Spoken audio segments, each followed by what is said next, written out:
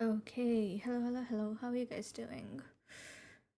I am having an okay day. I'm not gonna lie, I'm not feeling very well.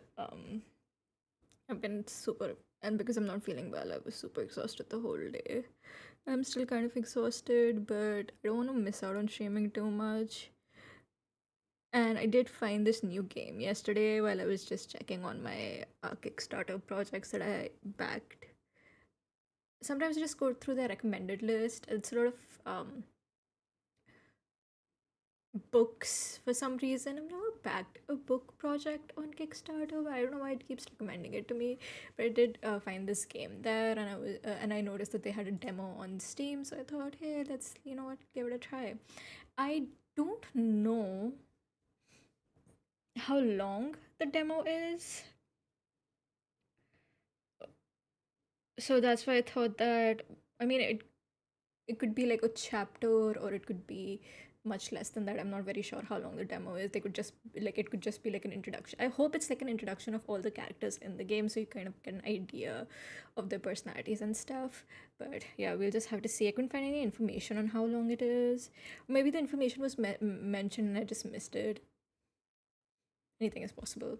But yeah, so I thought that this would be a good opportunity to try the game and see if it's something I would enjoy. And also, since I am sick, I don't want to play anything. I need to use my brain for a lot. Like, I can't even begin to tell you guys how exhausted I am today. Oof. But anyways, so yeah, just because I didn't know how long the demo would be, I thought that once that was done, we could just talk for a bit because we haven't done that in a while. So yeah.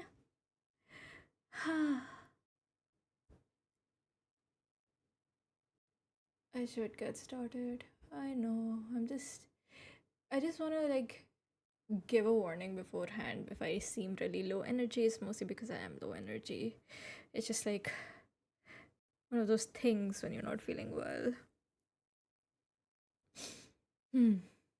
I also had like a full day at work where we had to learn this whole new process, which I'm not gonna be very. I'm not gonna lie. It's something AI related, and I just was not thrilled about it, especially when my manager was like, "Hey, did you see it? Did you do it? Did you learn it?" And I was like, "God, please leave me alone."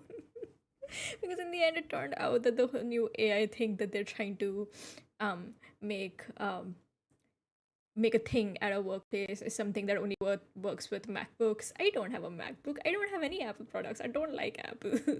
So I just wasted my time learning something that I can't even use. I mean, I know it would be very, very illogical for my company to be like, "Hey, so would you be open to buying a MacBook?" Because yeah, girl, that's not gonna happen. Do you know how expensive these things are? But yeah, I think it would be very illogical. But then I've heard of companies doing even more illogical things. So crossing my fingers and hoping for the best. Because if they're like, "Yeah, you have to," I just be like, "Yeah, okay. So are you gonna be paying me for that?" Oh boy. Anyways, those are just like my assumptions that like my that things that I'm assuming because I'm not well, and when I'm not well, I start assuming things, just creating drama for the sake of it. And I'm just like, brain, please calm down. And it's just like, no, your life is too boring, so we at least have to have some like some kind of drama, some kind of tea in your imagination at least. Ugh. Anyways, let's get started on this demo. Okay, right. This is a Kickstarter demo for Burning the Midnight, blah blah blah blah. Our music, sound effects, and writing in this demo are all subject to change before the final game. We hope you enjoy. Okay. Okay, can you guys hear this? Yes. Hmm. Okay. Cersei and Dante. Date of birth unknown. Type vamp. Oh, we do love vampires in this household. We do love vampires. Occupation private investigator maker. Okay, for 2 decades, Cersei stalked the streets of North Haven as a private investigator accompanied by her sidekick Edgar. She mostly deals with trivial jobs like catching cheating spouses, finding missing pets, and slaying vampires. Ooh, is this like a blade thing?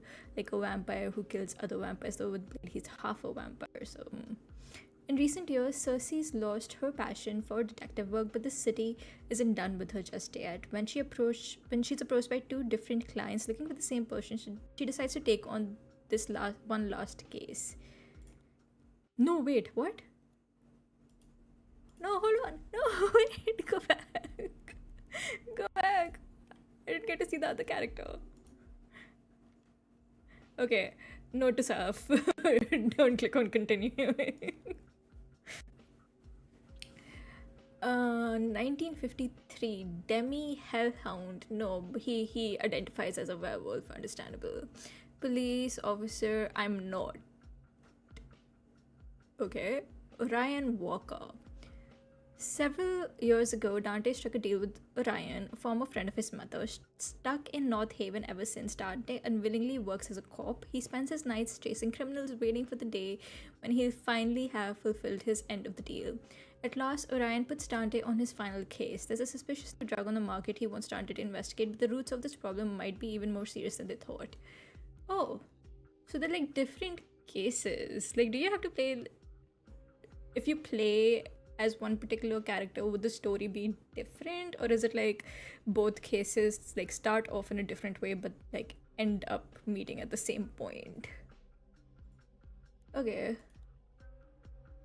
We do like vampires, so let's start with horror. Somewhere.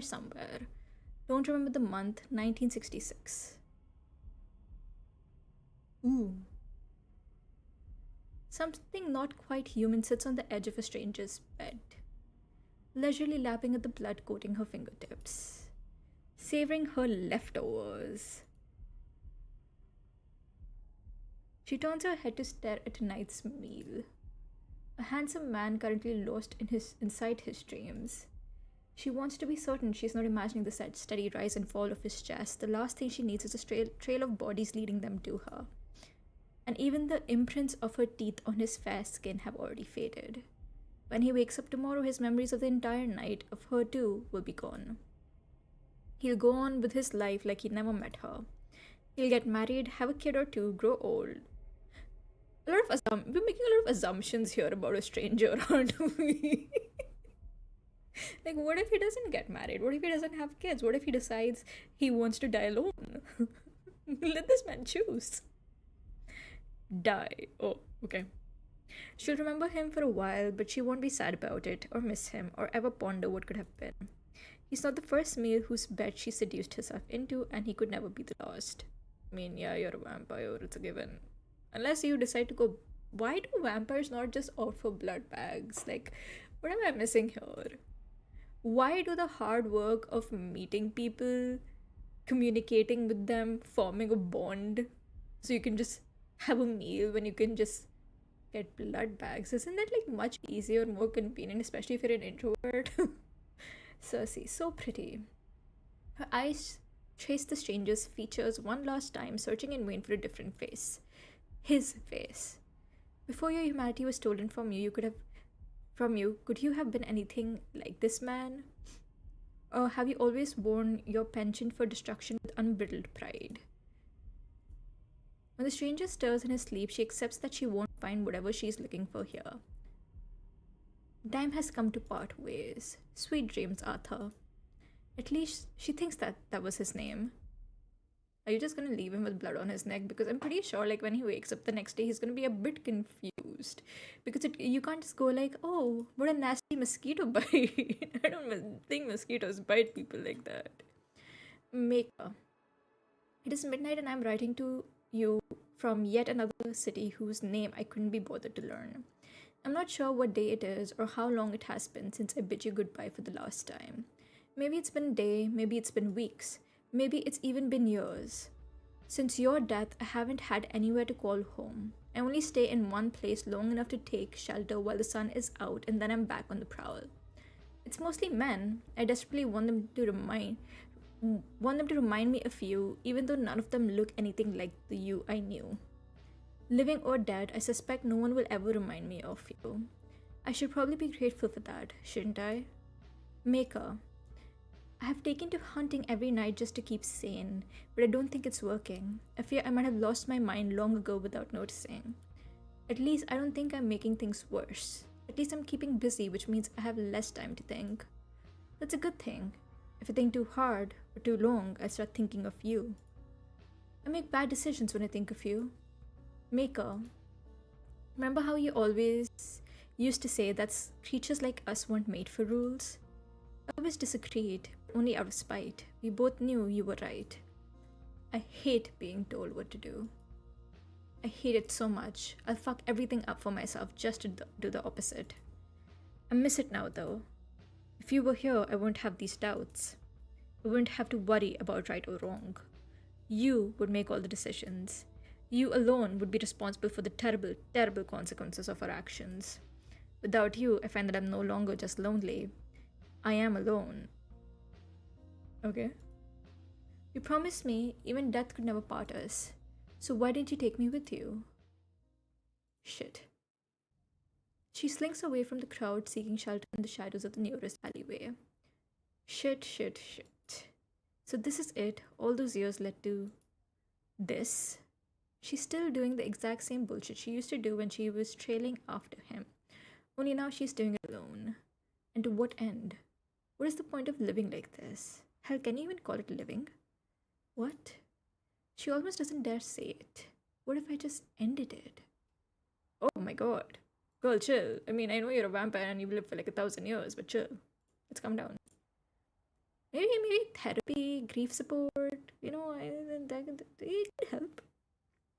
She's already died once. Her second death doesn't even have to count. Some might call it suicide. Ugh. But Cersei gave up on heaven a long time ago, if such a place even exists. She was barred from entry many murders ago. All things must end someday anyway. Perhaps it's my turn now. The thought brings her a strange sense of peace. She slows her heart down, leans her head back against the brick wall, and just listens. She hears traffic, she hears laughter, she hears music, she hears colleagues stumbling to their next bar, arguing over who owes the next round. She hears couples spilling out of the cinema, giggling and necking, and whatever couples do. If she really, really strains her ears, she can even hear a couple of homeless drunks laughing their asses off over a joke that definitely doesn't deserve such unfiltered glee. It all sounds like life. Fuck.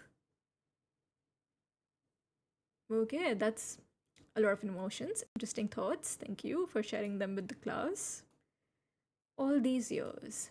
All these years. And she's ready to kick the bucket because. Because what? Because he is gone? She can't even make it a year without him? How is that fair? It's not. It's not fair at all. It's stupid. It's stupid. It's stupid. And worst of all, it's humiliating. She's mourned enough, doubted her decisions enough. She wants to live, so she's going to live. Yeah. Yeah, that's right. She'll keep going out of pure fucking spite if that's what it takes. Ah, well, I mean, I don't even know what to say. Something drives through her chest, narrowly missing her undead heart.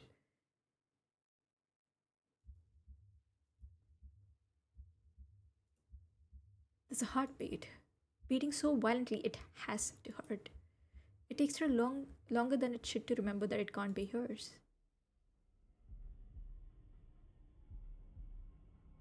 Oh, is this Arthur? Did he realize that a vampire tried to drink his blood, so he was like, yeah, okay, I'm just gonna quickly go and hunt her down?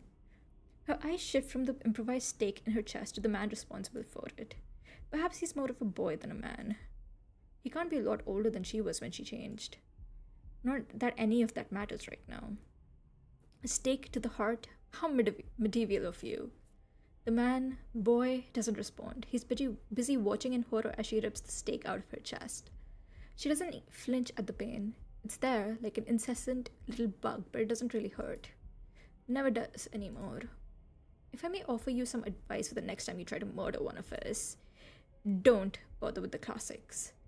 Crosses, garlics, and all that nonsense, none of it works. Except the sun, but she's not stupid, so she's omitting that part. Don't be afraid. She takes a step forward. He's trembling now, but still, not a word. You're the one who tried to kill me. Shouldn't I be the one to fear you? Who is this? She catches her hand right before it touches his face. She hadn't even realized she was reaching for him. It's a bad habit of hers. She's always cold, so she's always reaching for warmth. Why don't we play a game? Why don't you guess what can kill me? She doesn't like the silence. She wants to make him talk. If you get it right, I'll even reward you. Generous, no? More silence. This isn't some trick. I find you vaguely entertaining, so I intend to let you keep your life either way. Still silent. She stomps her foot, frustration seeping through. You're not going to talk to me at all? He's not even meeting her eyes anymore. She follows his gaze downwards. Ugh, men. Wait, what? My guy, really? Oh no. This isn't the time for your shenanigans. What? No, that's wild. I would never do. You just tried to stake her through the heart. Are you serious right now? He speaks. Now I'm offended. What's wrong with my moves? Nothing. I think. I mean, I wouldn't know because I wasn't looking at your chest area. I'm not that kind of man. Oh yeah, just the kind of man who carries around a makeshift stake and stakes random people in an alleyway? Then what kind of man are you? He ignores the question. I was looking at that. He gestures widely to the hole in her chest. Oh. Or rather, where the hole used to be less than a minute ago. It's already healed, like it was never there. Another reason luck isn't on your side today. I just fed. What? I just fed, so I heal faster. Blank, stupid look on his face, so oddly enduring. Do you know nothing about our biology? Idiot. What did you say to me? I mean, let's look at things logically here. You made a stake, followed a random ass woman into an alleyway, staked her without any knowledge about vampires, and failed miserably. Would that not make you an idiot? I called you an idiot. Would you like me to repeat that? He whips out a knife. He whips out the knife he already knew he was hiding in the pocket of his coat. Don't patronize me. He points the blade at her. Or call me an idiot. Is this guy serious right now? If you behave like an idiot, I'm going to call you an idiot. Simply smarten up if it bothers you. You think I care what you think of me, you leech?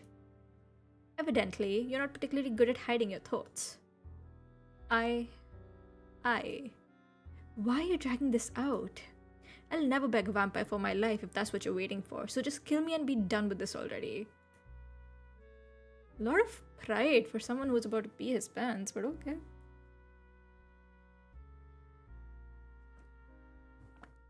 She sort of, kind of, not really tries to stifle her laugh. It pisses him off even more. What's so funny? Sorry, it's just your accent. I only realized it now, but it's so British. No, I'm not gonna do a British accent. I cannot. Welcome to North Haven, England, where quite literally everyone talks like this. Oh, so that's where we are? She looks around, taking in her surroundings for the first time. She's not sure about how she got here. But it doesn't matter anymore, does it? She's here now. You're not from here. What gave it away? Your accent. Are you American? Well, it's convenient. Suppose it doesn't matter where you come from. You still fit in perfectly with the other bloodthirsty freaks in this city. I mean, technically speaking, while vampires may be bloodthirsty freaks, humans are also kind of bloodthirsty freaks. I mean, if you think about it. Ha, you amuse me. I definitely can't kill you now. Why not? Why? You almost sound disappointed. Of course not. But it doesn't matter what I want. You should do it anyway. Why? Because we can't both walk away from this. It doesn't work that way. Says who? He rolls his eyes. How about this? If you don't kill me first, I'm going to stab you in the back as you walk away. But that's a little kitchen life. I've seen babies with stronger grips on their toys than you've got on that. His grip loosens. Meanwhile, I could kill you with minimal effort. Right here, right now, I could snap your skinny little neck with my bare hands and not break a sweat.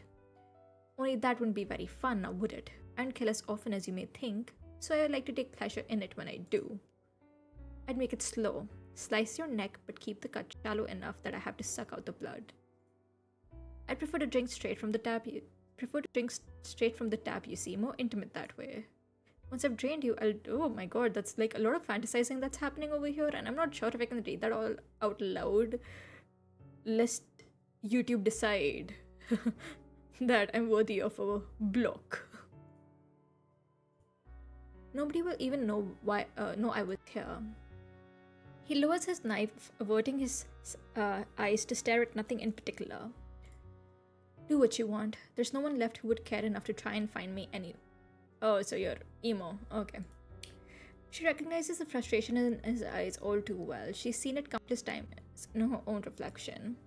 Monsters took someone from him, just like a monster once took someone from her. Well, no one will have to, as I keep saying, I'm not going to kill you. He hurries to object, but she lifts a finger, and that's enough to shut him up. And you can't kill me. You're bold, I'll give you that, but I don't think you could even kill the weakest of us. You're not strong enough, and that's not an insult or a slight against your ego or an attempt at undermining you. It is simply fact. You are too weak. Don't you think you're underestimating me a little too much? No, I see you exactly as you are. You're no threat to me, you're no threat to anyone. You want revenge, but for whatever reason you can't kill the one you actually want dead, so you poured all your resentment into the first vampire you could find. Me, apparently. Maybe you thought I'd be an easy kill, maybe you really thought you could do it. But if I had to guess, I think you knew you would fail. I think you wanted to die. Imagine you've changed your mind by now, staring death in the face, you're no longer so tough. Still, your pride prevails, so even if anything I just said happened to be the truth, you wouldn't admit it, would you? He drops a knife to the ground, and Cersei knows she's got him. He's not weak because he feels fear or because he still looks at her like she's a person deserving of empathy or worse, sympathy. He's weak because he was born that way. Cersei was much stronger when she met the one who made her. Her maker had spent an eternity mastering the art of pretending to be something he'd never be again. Yet when she laid eyes on him, she'd still seen what he really was. A monster. But even knowing that, she'd still lost him. She'd still been too weak. Not anymore, though. If you'd like, I could teach you. Seeing his confusion, she elaborates. How to kill vampires, I mean. You would teach me how to kill your own kind? Yeah, why not? No matter how much of an idiot you think I am, surely you don't think I believe that's a genuine offer. You can't prey on the weak, but you're loyal to your own. Even I know that much.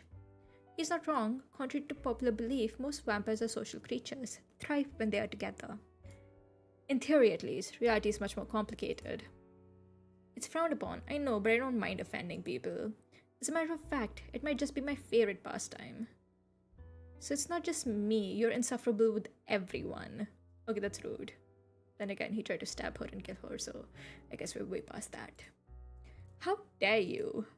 But yes. Yes, I am.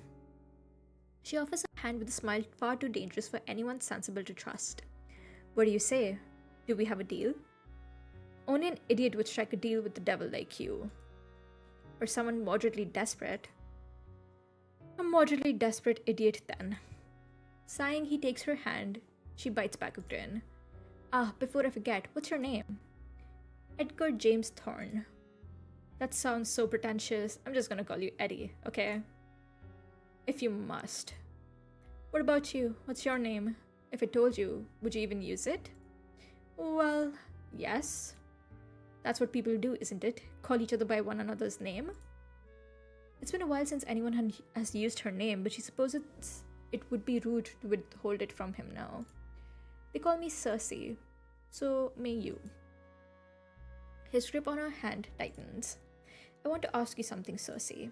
Yes? When you've taught me all that you can, what's going to stop me from killing you? She allows herself that grin now, showing him all her teeth.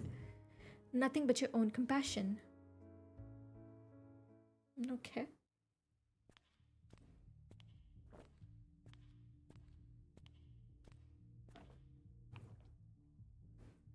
Wait, I don't remember what year the first part took place in. I think it's fine. North Haven, 1986. Finding Elysium isn't difficult. The dark doesn't bother Cersei the way it might others. Even if it did, she's navigated these tunnels enough times to remember each step. It's getting inside that poses some trouble. It wasn't always such a hassle. Cersei was once a regular at Elysium, cautiously welcomed by its patrons because of her relationship with Lazarus. The fuck is Lazarus? Wait. Founder is a gifted vampire. Oh. Lazarus, the founder of Elysium. Lazarus is a gifted vampire, but the specifics of how his powers are an open secret few dare to mention to his face. Despite his penchant for dramatics and his infamous reputation as a hedonistic drunkard, Lazarus is still deeply loved by his patrons, who teasingly refer to him as their prince. Lazarus also happens to be the only boyfriend Cersei's ever had. When the tumultuous relationship ended some years ago, Lazarus didn't take it very well and indefinitely banned Cersei from Elysium. Rumor has it that the two have been acquainted since long before they ever stepped foot in North Haven. Then who's the Maker? Because the way Cersei speaks of the Maker is like she was in love with them. Him.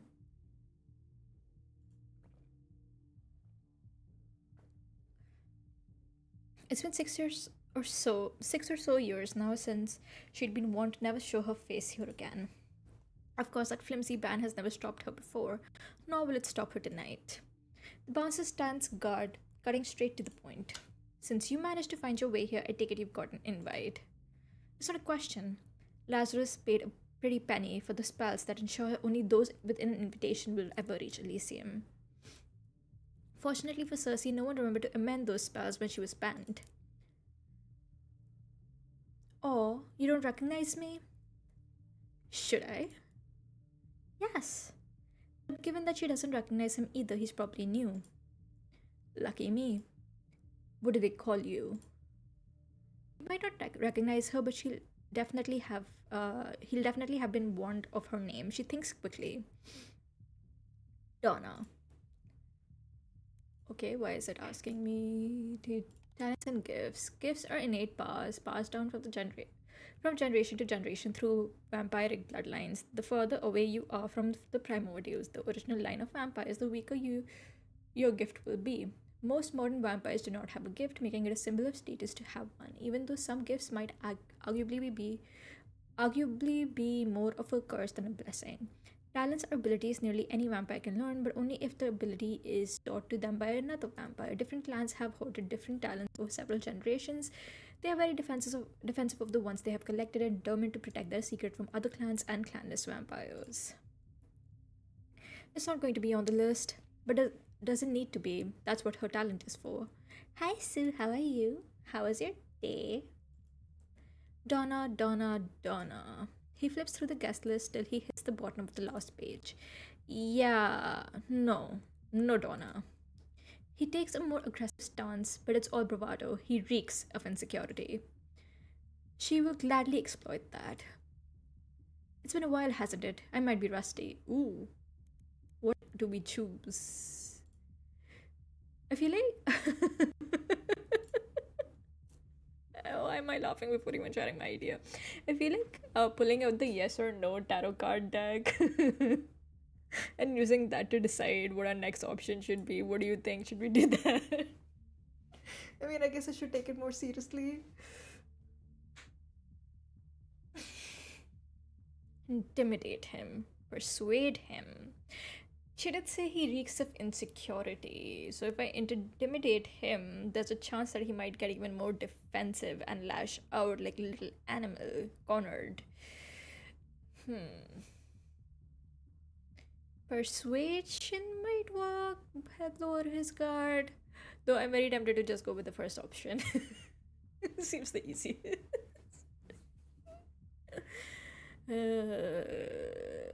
Okay, let's go with the first one, I think. No, that's not right. The right strategy for this one. Seduction might be a personal favorite of hers, but the method is a hit or miss when it comes to other vampires. Most vamps don't share their appetite for casual sex. Most simply can't be bothered. Without enough blood in your system, it gets quite dead down. Okay, I did not need to know that. Like, see, people, there are things I would like to know about you, and there are things I would rather not. This is one of them. I should intimidate him or persuade him. It's a safer bet. Ha! Well, of course, I'm not on that list. I'm not one of your everything patrons. I've been personally invited by your boss. Bouncer shuffles his feet, red eyes running over her form. When Cersei smiles, he nervously smiles back. You're certainly his type. Still, I can't let you in on your word alone. If you wait here quickly, I'll quickly inform. Wait here, I'll quickly confirm with Nisha. Cersei rests a hand on his bare forearm, leaning forward with a dangerous grin. You should trust me. I have no reason to lie to you. Right? Right. That was easy. Compulsion isn't mind control. She can't force people to entirely transgress their own nature. It simply sways people in certain directions. Different methods, seduction, intimidation, persuasion, works on different people. The weaker their will, the farther she can push them. With enough practice and the right target, you could convince someone to do almost anything. Now, may I come in? What? Oh, yeah, of course you can. He shakes his head, still in a daze, and steps aside. Sorry about that. We'll get sorted with Nisha so you're on the list next time. How sweet of you. And just like that, she's in. Elysium. The only sanctuary in the city for creatures of the night. Since the 70s, Elysium's been an Epicurean haven for the vampires to gather and feast without repercussions. Donors, that's what they call the humans selling their blood here. Some of them are natural masochists, taking pleasure in being fed on, others are only here to make some good money. I don't want to be mean, but the way Elysium is described as this exclusive underground club where only vampires can get in and all that jazz, it doesn't look anything special. Kind of looks mid. Okay, that was mean. I don't know if it's mean or not. I mean, I'm enjoying the story so far. Cersei seems interesting. Just don't like the layout of Elysium. Most are here for both, and a select few loonies come here with dreams of one day becoming vampires themselves. But to my knowledge, few, if any, have yet had the honor of experiencing the change. It's nearly been a year since Cersei last set foot in Elysium. One quick look around promptly reminds her why she's been avoiding the hellhole. Nothing's changed. Everything's exactly the same. Cersei inhales, her stale lungs breathing in the irresistible, saccharine scent of blood. This the familiarity should comfort her. In a city that's rapidly changing, more so now than ever, Elysium's been one of her only constants. Where it gets so damn boring. Among the 40 to 50 something vamps who permanently reside in North Haven, Cersei can count on one hand which ones aren't regulars at Elysium. They're a tight-knit group who come here night after night to dance, drink, and smooch. As for what brings Cersei herself here tonight, the same reason she's always come to Elysium. She's looking for someone. Let's see. She double checks the pictures of the client client provided.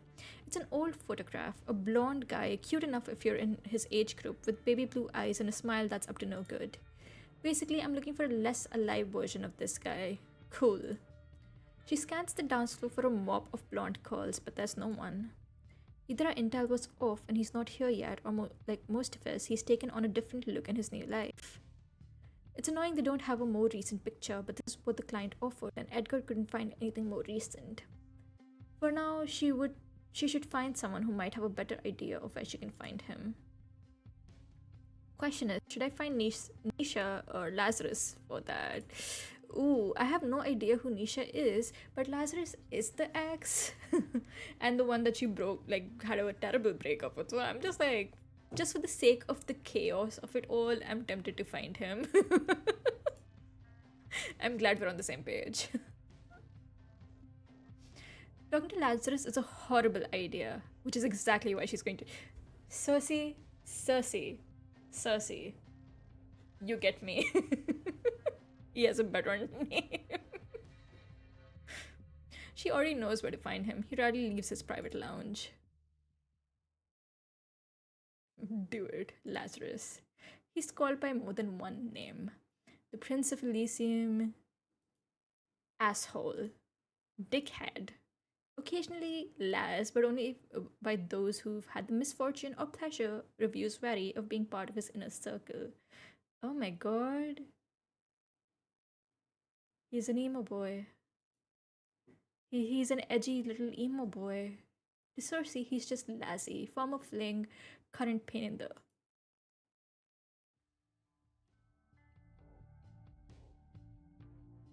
I take that back. I mean, he's still a little edgy emo boy, but I don't know. I have issues, I think. Needs to pull up his pants and wear a shirt. His body isn't all there. No, God, that's so mean. I say cinch his waist. Right? Instead of a jacket, give him like a crop top or something. I think crop top would be better. But I guess he's going for the edgy, I listen to My Chemical Romance aesthetic. Don't act shy, baby. It doesn't suit you.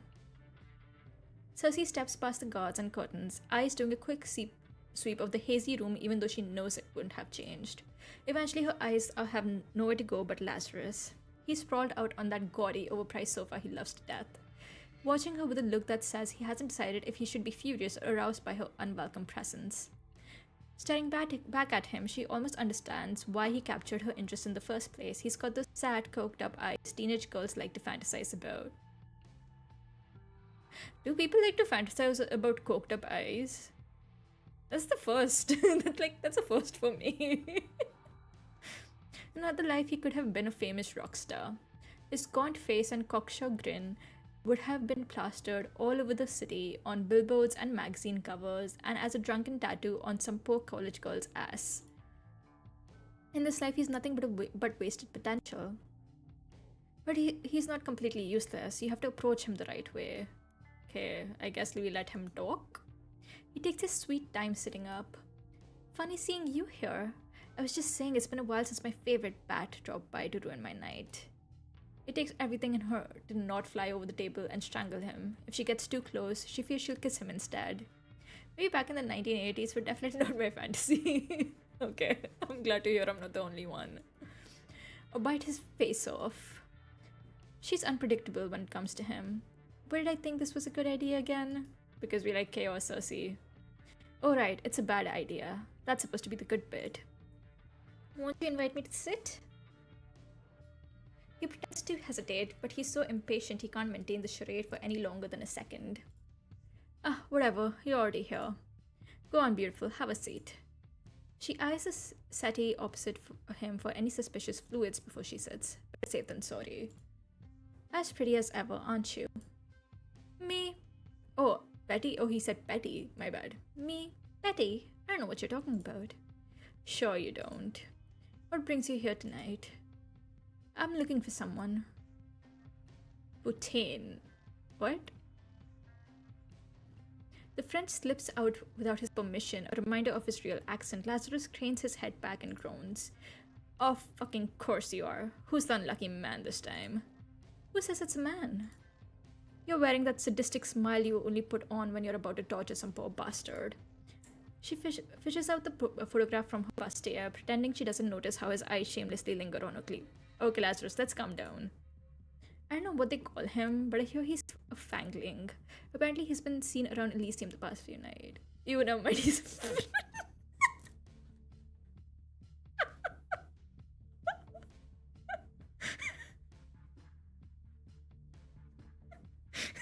crush over. Found out he's French. 10 by 10 would not recommend. Oh my god. Is that supposed to mean anything to me?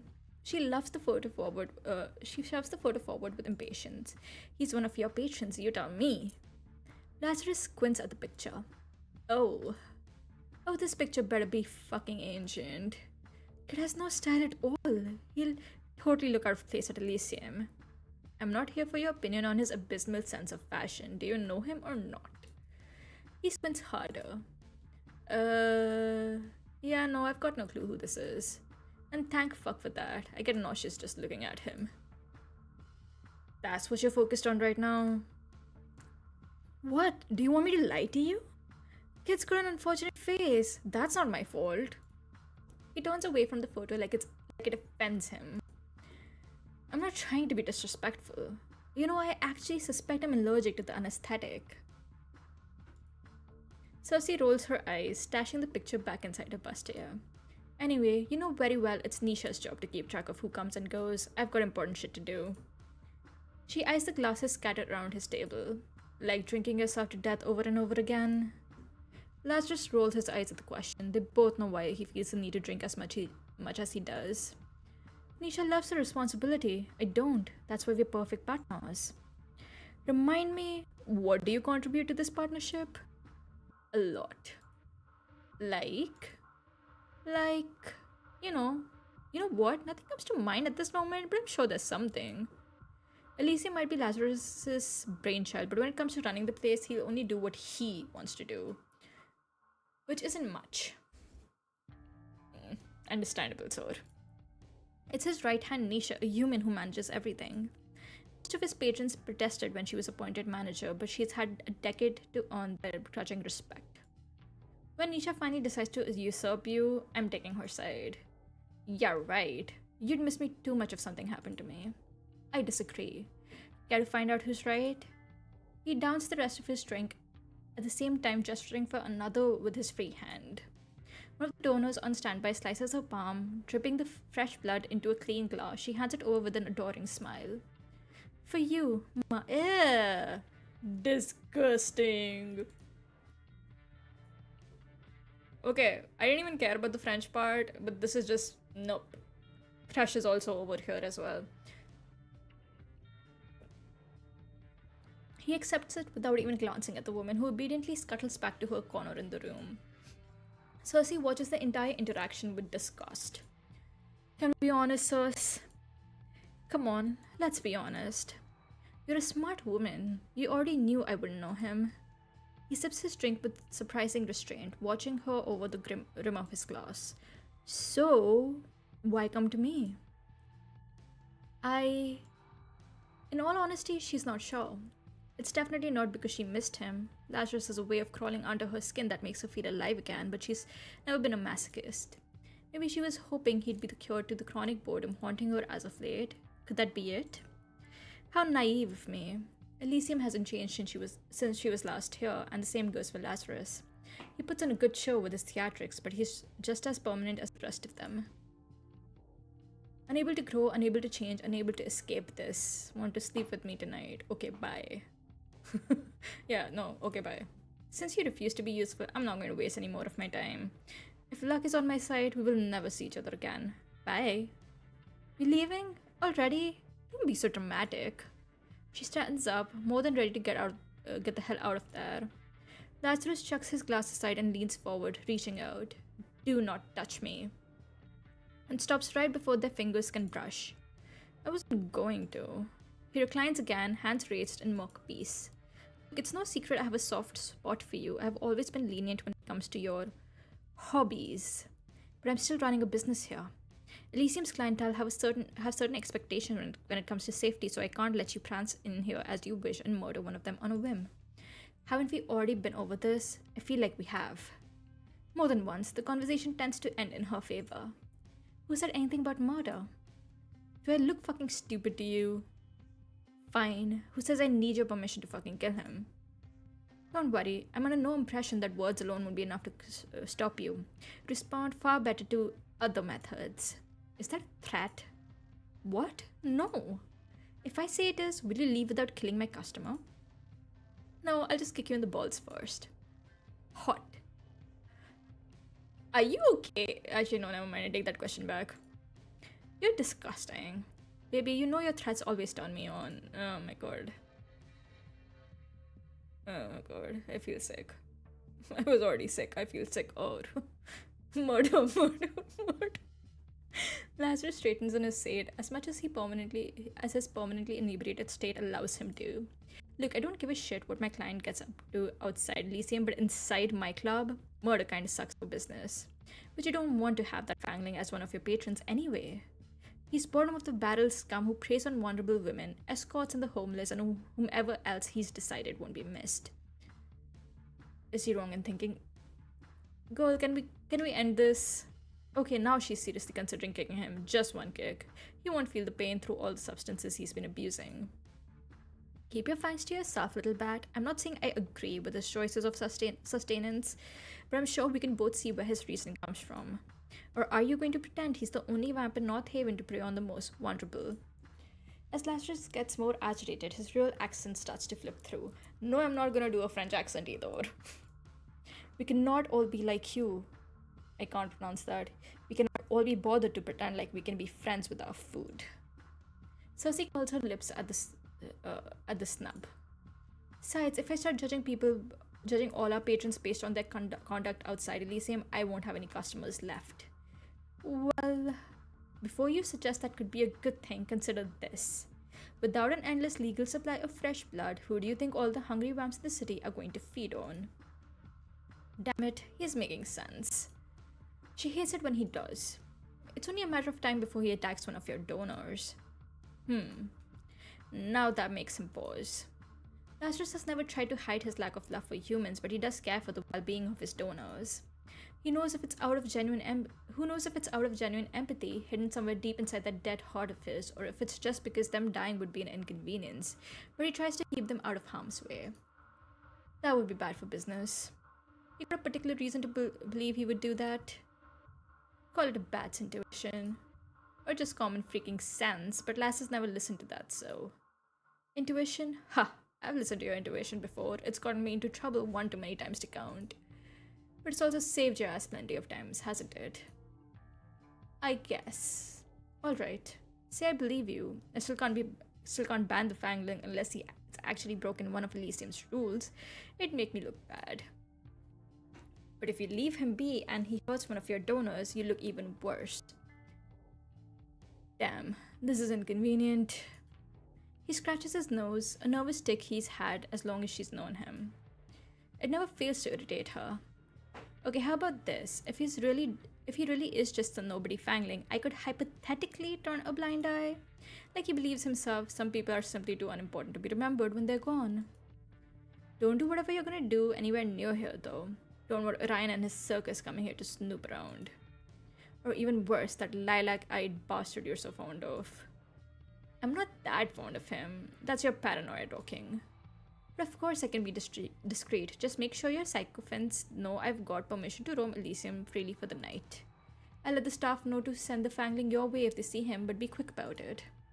It makes people nervous to see North Haven's biggest vampire slayers loitering around. Couldn't pay me to stay another minute. She's already said more than she wants to, but of course Lazarus isn't done yet. He has to have the final word. Anytime I don't see you for a while, I forget how infuriating you can be. She's afraid to meet his gaze, already knowing what awaits. That look of pure, unadulterated affection. It's insanely sexy. No thank you. You're repulsive. Have I ever told you that? More than once. Nope. No.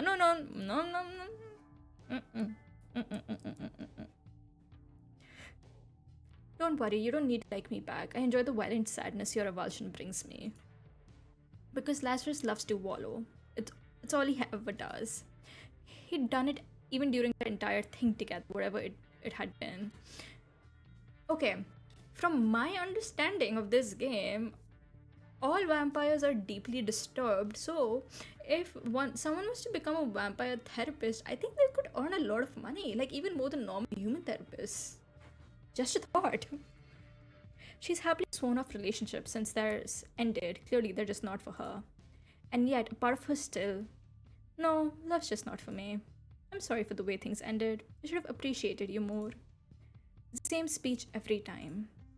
You were right to break up with me then, but it's never too late to take me back. Won't you let me be yours again? Please? No, thank you. Oh, please. Who is she trying to pretend she is? The bigger person? You cannot seriously want that. I want you all the time, Cersei. I always have. We were awful together. With or without you, I'm a poor excuse of a man. We might as well be awful together. Where's your sense of shame, Lassie? Shame? The fuck would I need that for? Shame is a disease. All it does is stop you from going after what you really want. Maybe what we want isn't what's best for us. And has either of us ever cared what's best for us? When is this conversation going to end? Suddenly, I'm regretting this decision to go to him. I wish I had gone to Nisha.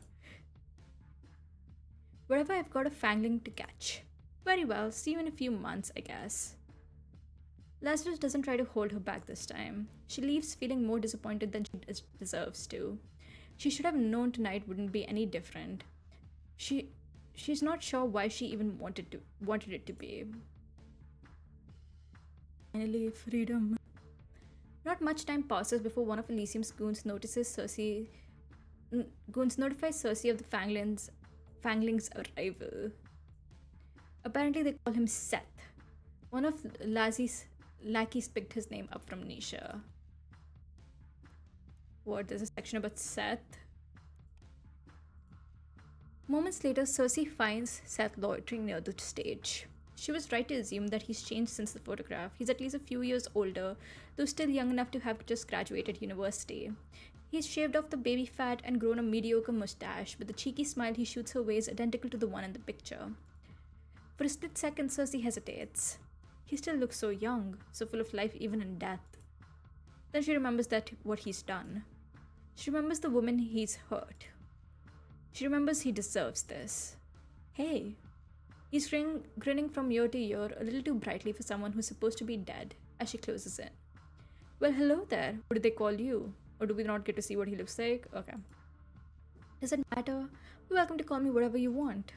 Really. Typical of a fangling, Seth is a slave to his own impulses. Perhaps he's merely deferring to her as an older vampire, or he simply can't help his excitement at women showing interest in him first. Either way, she smiles, deciding there's no point in wasting time. Seduction has always come easiest for her. You should come somewhere with me, somewhere more private.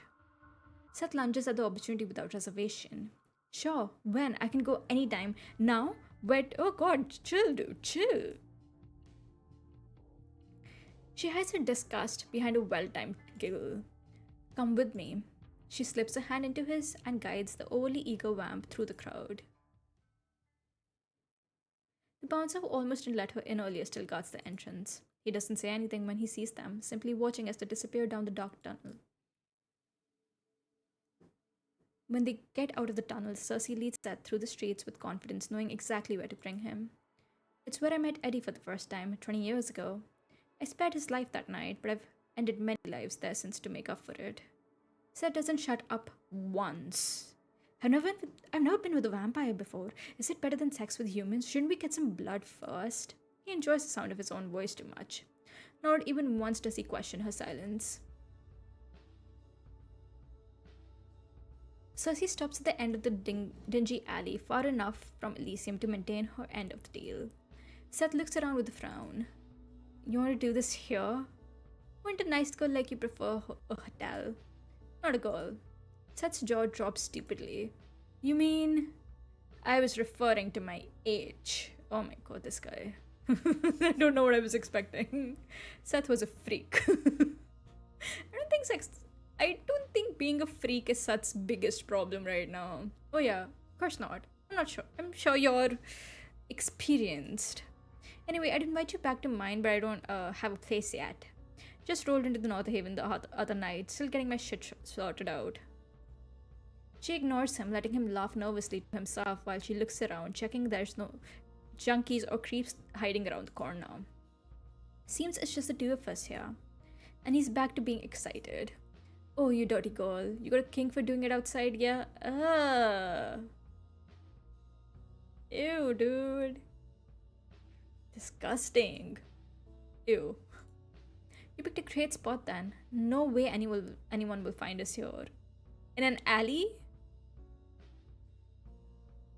Delusional. As long as we're on the same page. She lunges for him, grabbing him by the throat and shoving him against the wall. He doesn't need air to survive, but he's forgotten that in his panic, he gasps desperately, clawing at the hand wrapped tight around his neck. Cersei stares into his eyes the entire time. She doesn't want to miss the moment that fight leaves him, the moment he realizes he doesn't stand a chance. She's older. She's stronger. She's going to kill him. She's going to fucking kill him. Please. She only notices he's crying when a stray tear hits her skin. Typical. When threats don't work, they always resort to begging. Please don't. Please, I don't know what I've done to piss you off, but... She can feel the joy seeping out of her as Seth's crying grows louder. She's forgotten how annoying it can be to kill fanglings.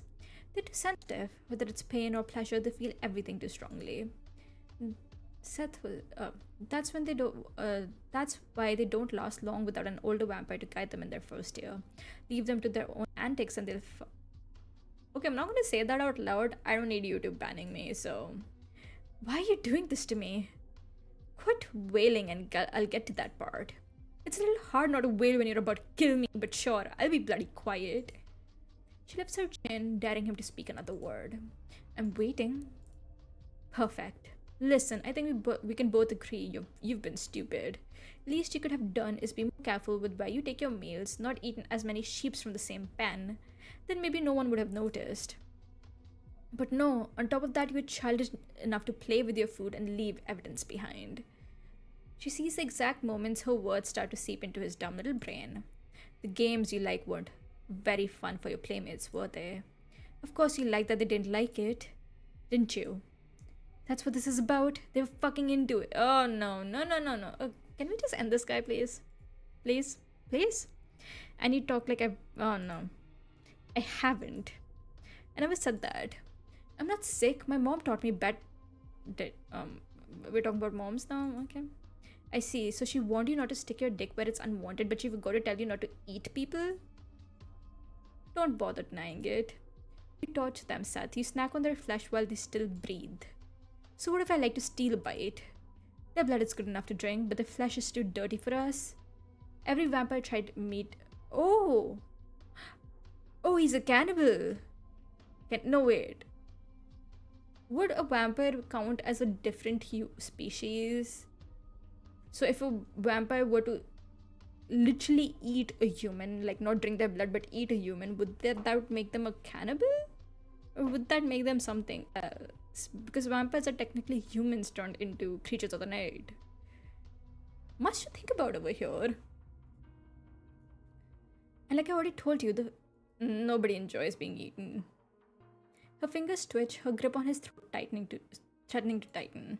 Did they tell you that before or after you drained and defiled them? I'd asked them personally, but last I checked, the dead don't talk. Well, with the exception of us. Why does that even matter? Aren't we the same? Aren't we? That's a good question, but also Seth, what the fuck? This guy's not okay in the head, like I said. Being a freak isn't his biggest problem right now.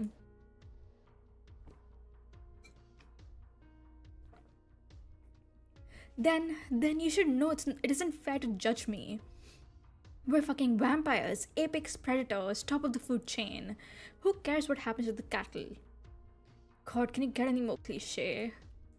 See, that's the problem with vampires like yourself. You have no regard for consequences. You think that just because you can, you should. Well, let me clue you in on a little secret. Oh, I didn't need to hear that. Oh, that was not a good sound. She squeezes hard, strangling him. You shouldn't have. Release him. You've got to be kidding me. Release him? I will not repeat myself. There's only one vampire in the city who would dare order Cersei around like that. Abrax. This is your final warning, Miss Cersei. I strongly recommend you heed it. He's kind of hot. He seems like he's well adjusted. We do like guys who are well adjusted with silver hair. It's totally not the white silver hair thing that gets me going. I'm just saying. I don't have a thing for silver hair. I heard you the first time, Abraxas, but I'm not one of your lap dogs. You should ask nicely if you want me to do something for you. As if playing nice with you has ever done anyone any good. Right. Hey, don't judge me. How would you know? You've never tried. You're trying to distract me, but your efforts are in vain. Tonight, I have even less patience for your antics than usual. Seth is under the protection of the Supernatural Secrecy Force. If you harm as much as a hair on his head, he'll be in defiance of North Haven's supernatural law. Purely out of childish spite, she considers plucking a hair from Seth's head just to prove a point. It'll grow back in a second after all. Do it. Release him. Let me handle him. Meh, it's not as if this would be my first crime. I've broken at least 2 laws just tonight. This is a serious matter. How serious? I cannot say much. Just know that Seth is our only witness in an important investigation. I am? He is? In her surprise, Cersei drops Seth on his behind. Seth scrambles to his feet, running to hide behind Abrax's imposing frame. It's hard to tell, but beneath that thick jacket, Abrax is hiding almost 6 feet and 5 inches of lean muscle. If only he'd use all those muscles for something productive, like throwing me around. Girl, I think you have your priorities messed up, but also understandable, carry on. But I digress. Normally, no self-respecting vampire would run to an SSF agent for help, but Seth doesn't know that, or yeah, no, he definitely has no respect for himself. Follow me, one of my agents is waiting for us around the corner. Hey, where do you think you're going? I'm not done with you. Abraxas answers without pause. I am. I'm not. I fail to see how that's my problem. Abraxas couldn't look more bored if he tried. It's infuriating how he always carries himself with perfect poise, even as his shoulders hang heavy with guilt he thinks no one can see. Thank you for not putting up too much of a fight this time, Miss Cersei. I appreciate when you're willing to collaborate. Unlike the rest of his good-for-nothing squad, Abraxas has never, not even once, flinched in the face of her wrath. But there's always a time for force. Collaborate? You want me to show you how I collaborate? She storms up to him. Even in heels, she has to glare up at him, but the height difference has never intimidated her. This is unnecessary. I could hear perfectly fine I could hear you perfectly fine where you stood. Go fuck yourself. Not even a flinch. Very mature. Wait, why is he looking at like the camera, like at the player? That's freaking me out. I don't know why that's freaking me out, but it is freaking me out. So please look at the woman screaming in your face or screaming in your chest. He tries to sidestep her, but she follows, blocking his path. Don't pretend you're above this. You love arguing with me. That's why you're always in my business, messing with my work. His brows furrow. It's the only hint that her words have affected him in any way. I'm not in your business, you're in mine. Right, sure, that's why I stalked you here. Oh wait, that wasn't me, that was you. Oh please, I did not stalk you. Then how'd you find us? Coincidence. Coincidence? Seriously? That's the best you could think of? It isn't the first time you have brought prey to this alley. I was in the area looking for Seth and figured it would be worth a look. So yes, it is nothing more than a coincidence that I found you. He moves to pass her again, but she moves again to block him. Do you even know who you're protecting here? Do you know what this bastard does to his victims? He just doesn't drain them, he tortures them. He deserves worse than death. You want to talk, you just try to kill me. What? Okay, I guess logic isn't really Seth's biggest, strongest point now, is it? Seth pushes out his chest, mimicking Abrax's stance the best he can. You saw what she did. You saw everything, right, Captain? Captain? Quiet. But Seth only gets louder. You did. You saw how this she-devil threatened me. That's attempted murder. What are you waiting for? Did your job and arrest... what? Cannibal says what? The situation is so ridiculous. Susie doesn't even rise to her own defense. There is no need because she sees Abrax's response coming from a mile off. On what grounds? What? I just told you, she tried to murder me. That isn't something the SSF is concerned with. We cannot get involved every time there's a minor squabble between two supernaturals. But... shut it. About to be cruel and unusual punishment if he keeps going. They trade a peeved glance at the unintentional coordination. After a stony stare, Abrax is first to break the tense silence. You have no authority here, Miss Cersei. Now go your way and I'll go mine. The palm of his cold hand goes along the small of her neck, gently pushing her aside. Then he grabs Seth by the elbow to drag him out to the mouth of the alley. Cersei follows right at their heels. What happens to him after you get what you need? We'll follow protocol and release him. But he's a criminal. Because he's predictable like that, Abrax just offers her the usual spiel. The SSF is a counter-terrorism and intelligence agency. We investigate and neutralize supernatural threats for the greater good of society. Nobody cares. We have neither the time nor a reason to chase down all the addicts, smugglers, and vandals who haunt these streets. But even if I wanted to do something, we have no case against him. I cannot abuse the law by detaining him without proof of crime. My word is your proof. Have I ever lied to you before? Many times. I'm sorry, but that's fine. But I'm not lying this time. Abraxas pauses, turns to look at her. She's meeting his asserting stare with confidence. If you have proof that this vampire has violated supernatural law, you should gather your evidence and report it to the Supernatural Crime Division. I put in a word with the inspector or whoever's on shift to make sure he's looked into as soon as possible. And if he is indeed guilty of the claims you make, I'll personally ensure that he gets what he deserves. Now will you please step aside and let me do my job? She steps back, hiding her fangs between tightly pressed lips. Fine. She's not going to report shit. By the time they get through the backlog of his files, Seth will already have fled the city. She'll surrender him to the SSF custody for now. There's no other option. But as soon as he's out of their sight... Seth snickers under his breath. Serves you right, you stupid... 1 second, Seth's taunting her. The next, he's curled up on the floor, clutching his broken nose as he cries out in pain. Morning, what's this game about? It's supposed to be, this is a light novel. What was it? It's a romantic, supernatural light novel. Something to do with vampires and werewolves and supernatural beings and apparently cannibals. Yeah, the cannibal part confuses me. Actually, we're still unsure about the cannibal part. It's like a debate that we have ongoing.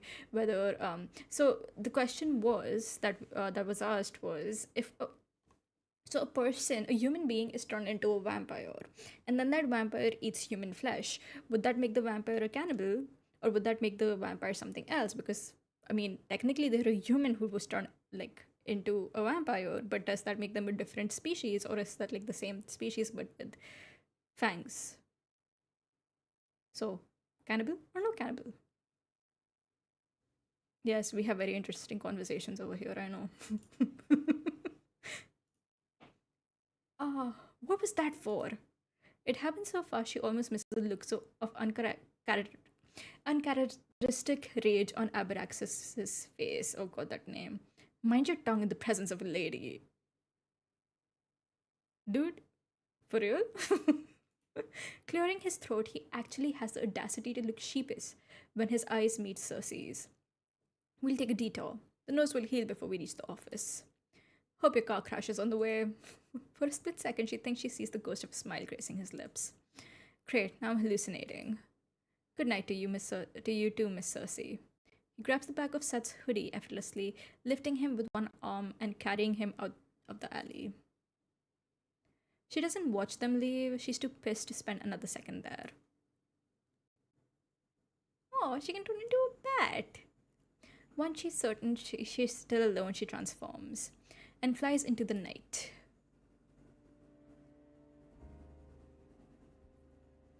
Cersei flies through an open window of her flat. Miss Cersei, Miss Cersei, Miss Cersei. She transforms just in time to land on her feet inside. Who the hell does he think he is? She stalks around the tiny space, tearing off her clothes while cursing Abraxas in every language known to mankind. She's never known anyone more frustrating. She pulls to a stop in front of a mirror so she can adjust her underclothes and check her makeup. But her reflection makes her pause. Sometimes I wish the myths were true and vampires didn't have reflections. So they're vampires. Yeah. When she sees herself in the mirror, she can never resist picking her appearance apart. The red lips painted that color so her mouth would match her eyes. The black hair she frantically restyles with every change of the season. The body that stopped aging the year she thinks she turned 22, only a few days short of 23. She tries to carry herself to show she's older than she looks, but staring herself down in the mirror, she can't help feeling hopelessly young. In the near 100 years of her existence, she reinvented herself dozens of times. So why do I still look so like the girl I used to be? I wish I could forget her, but every time I see myself, there she is. At least she's beautiful, a small mercy. I'm too old to mope around like this. Cersei picks her clothes back up, slipping them back on. It's embarrassing, really, letting Abraxas shake her confidence like this. Why did she... I feel like she just took her clothes off just to go like, yeah, I'm pretty sexy. And then she just put them back on like, girly, what was the point here? Maybe because you don't age, girly. She smirks. Back again, I see. She quiets her steps, sneaking around as she searches for the little intruder. Come out, wherever you are. She catches the culprit under her haphazardly discarded bra. Her neighbor's cat. How did you manage to escape your owner this time, She pisses at Ellie, luring her from her hiding spot. She's not sure the sounds actually make a difference. The cat just seems to really like her. Or why else would you sneak in here all the time, She picks the cat up, cradling her in her arms and pressing a kiss to her head. Poor Mrs. Harris has to be worried sick about you. Wait here, I'll have Eddie take you home. I'll take that as a yes, ma'am. Good kitty. Downstairs, she finds Edgar hunched over his desk, nose buried in mountains of paperwork. What happened, dude? Like the first time we saw him, he was so young and stupid. Now he looks older. Don't know if he's still stupid, but... When Eddie's working, he might as well be dead to the rest of the world. The only sign he's an actual living person and not an early realistic statue is when his hands move to scratch at his 5 o'clock shadow. Sometimes it's all too easy to forget that Edgar isn't the same boy I met 20 years ago. Edgar is the only human companion she's ever had. She knows their relationship isn't conventional. Vampires don't keep the company of humans they aren't feeding on, or sleeping with, or planning to change. But Edgar isn't a blood bag or a quick. Okay, not gonna say that out loud. He's a friend. Perhaps her only friend in this world. When we first met, we looked the same age. Perhaps that's why it feels so strange to watch him grow while I don't. Growing old suits him. Where he used to be cute, he's now handsome. At least in her opinion, that is. Slip into his lap. Scare him. I feel like the second option would scare him even more. Let's scare him. Give me all your blood. What? In his surprise, the back of Edgar's hand knocks over his coffee mug. Oops. Her quick reflexes let her catch it before any coffee spills. Knowing Edgar, he'll lose it if anything stains his precious documents. Edgar wipes the sweat from his brows, breathing out a faint sigh. How romantic. That was close. As soon as this immediate relief is over, he scowls. You're a little old for peekaboo, don't you think? I mean, her other option was something that would have... I think it would have made your heart stop, Edgar, so I don't think you should be complaining here. I'm a little too old for most things. If I let my age stop me, I would have a very boring eternity ahead of me. Tell him you're pregnant. That'll scare everyone. How would that even work? Oh, but you know what? I think that could freak him out momentarily, at least, until he realizes he's dealing with a vampire. She sits down on the edge of his desk. You'll never guess what happened again tonight. Abraxas messed up the job, didn't he? She was talking about Ellie, but being reminded of Abraxas sours her mood. How'd you know? How'd you cursing up a storm upstairs? Right, thin floors. Edgar doesn't ask for details. Well aware Cersei will supply them, regardless. It never takes much for her to go off on one of her rants about Abraxas and the Supernatural Secrecy Force. They've been on their operation since the very start. Separate from the Supernatural Crime Division, the SSF are an intelligence agency specialized in so-called counterterrorism. Bluntly speaking, they've been ordered to do whatever it takes to ensure that the existence of supernaturals remain a secret from the larger world. Lol, they suit each other. I never understood though. In most stories, all supernatural creatures are like, oh no, we must hide from the humans. But then again, in most stories, whenever the humans find out, they do a lot of experimenting and killing. Human beings kind of suck, don't they? They spy and manipulate the narrative behind the scenes, only stepping forward when an incident grows big enough that it threatens exposure. On occasion, they will even directly eliminate assumed threats. The SSF higher-ups are all mortals, but they send supernaturals like Abraxas to do the dirty fieldwork for them. Many would insist that the SSF are necessary evil, but everyone still thinks supernaturals who join up are sellouts. Innocence or guilt matters little to the SSF. Their job is quite literally to brush things under the rug, usually at the expense of non-humans. Cities that have experienced a rise of vampires don't let the SSF anywhere near it if they can help it. But in places like North Haven, it is hard to get all different non-humans to agree on anything other than not wanting humans to discover us. I'm not surprised they intervened again, but I am surprised they haven't shut Thorn investigations down yet, given our egregious list of violations. I don't like Abraxas any more than you do, but I've got to give it to him. His patience with you has been impressive. Careful. It almost sounds like a compliment. But Edgar's not wrong. Cersei should be a major liability in its... Come on, it's very obvious. He has a crush on you. He's a simp. all the uptight, I always follow the rules, I don't do anything wrong kind of guys always are simps for the main character. She's bent or outright broken their rules plenty of times. Abraxas doesn't report her half the stuff she gets up to. So are supernatural monsters hunted, or do they need to be taxed or something? I mean, if the world doesn't know they exist, can they be taxed? Is this like are they the only entity in the world the IRS cannot go after? Or do they exist, hide their existence, but also still pay taxes? because the fear of the IRS is worse than the fear of the devil. Edgar got the looks of a middle-aged aged lover. Because of that, he now seems to believe she owes him some kind of favor. As if I ever asked for his help. You know what? Maybe he fancies you. My colossal ego is inclined to agree, but I don't think that's it. Besides, he's married. But his wife passed away ages ago.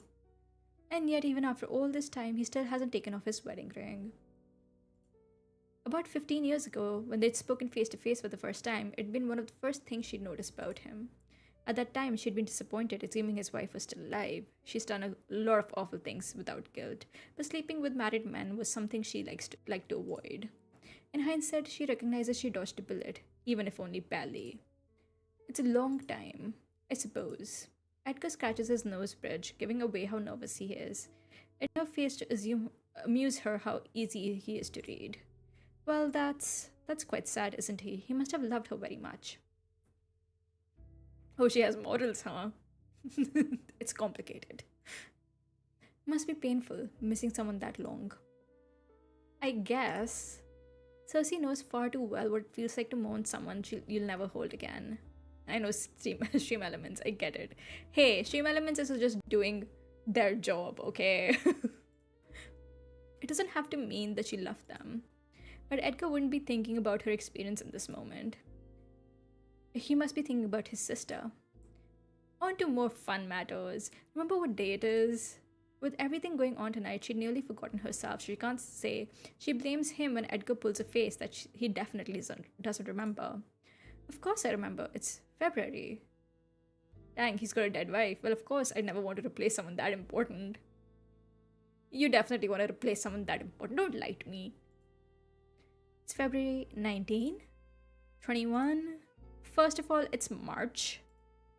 Is it really? You can never tell when it's raining all year round. Oh, fine, I'll tell you. It's our anniversary. Our what? It's been 20 years since the night we first met. Oh. Is that something to celebrate? Pretend to be annoyed. Joke about it. Let's pretend to be annoyed. You don't value me at all. She slaps his arm, not with any real strength, obviously, or she'd break him. You weren't seriously expecting an anniversary gift, were you? What if I was? No need to replace, just become the second wife. Nuh-uh. She can be the second wife. I don't know how that works, but it'll work. And I'd warn you not to expect one for our 30th either. 30 years working together in the same city. Will we get that far? Do I even want to? Edgar eyes her awkwardly. Girl, you can't go depresso mode anytime anybody mentions the future. Chill. You're not actually upset, are you? No, just sorely disappointed by a lack of camaraderie. Edgar lights a cigarette, barely hiding a grin when he shoves it between his lips. Cersei smirks back at him. I'm still alive, so I'm number one until I die, says the immortal. This kind of banter has been long part of their daily routine. She provokes him, he retorts with some snark. They laugh or roll their eyes and rinse and repeat. It had taken a while to get here, of course. When they first met, Edgar was so angry with the world, he took everything as an insult. Be second wife, he marries, but first place in his mind. Exactly. He's mellowed out over the years, gotten better at reserving its anger for when it's actually warranted. Most of the time. I should let our client know that we didn't get the fangling. Ugh. It's annoying, but they don't have any other option. Their anonymous client was clear in their instructions. Seth must die tonight, or else no reward. With Seth in this SSF's custody, there's no way they can get him before the sun's up. Ugh. I just realized we'll have to return the deposit, won't we? It's the right thing to do. Can we afford to do that? Wait, are you telling me... Okay, just hold on. Are you telling me that you are a vampire who's lived for almost 100 years and you're broke? Curly, what are we doing here? Hello, police. There's a concerning age gap between these two.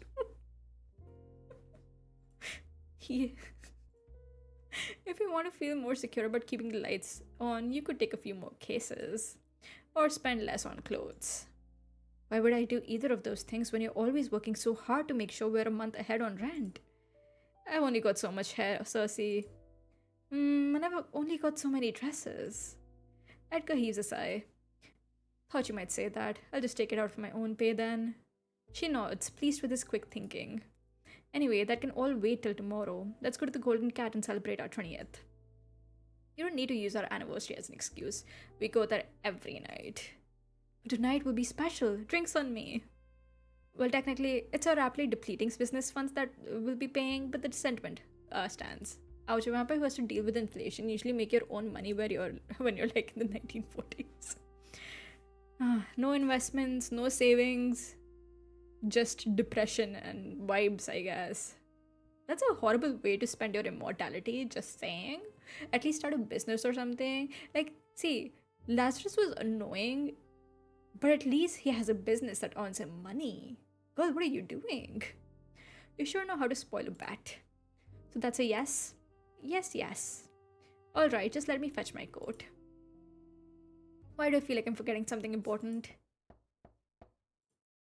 They share a knowing look. I only know one person who knocks like that. You take it. But I always answer the door. Only because you're so good at it. Edgar puts out his cig and walks over to the door, opening it to reveal. Edgar, Cersei, thank goodness you're still here. Miss Harris, the next door neighbor, rushes inside. She's a kind old woman who thankfully never complains about the suspicious people going in and out of Thorn investigation at all hours. I know Stream Elements, she could have had so much money by now. What's she been doing? Buying dresses, apparently. Perhaps that her eyesight isn't what it used to be. Same goes for her hearing, actually.